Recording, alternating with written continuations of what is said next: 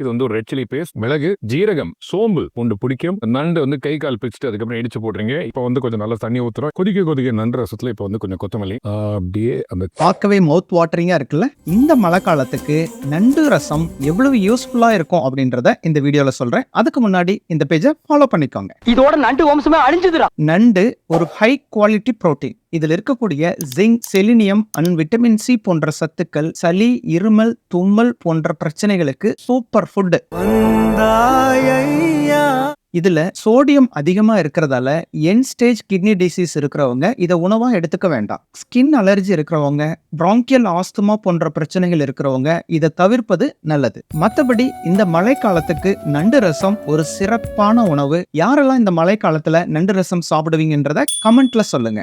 நண்டு ரசம் எப்படி ரீப்ரொடக்டிவ் ஹெல்த்துக்கு ரொம்ப இம்பார்ட்டன்ட் அப்படின்றத நெக்ஸ்ட் வீடியோல சொல்றேன். முருங்கைக்காயை காட்டிலும் 30 மடங்கு பவர் ஜாஸ்தி.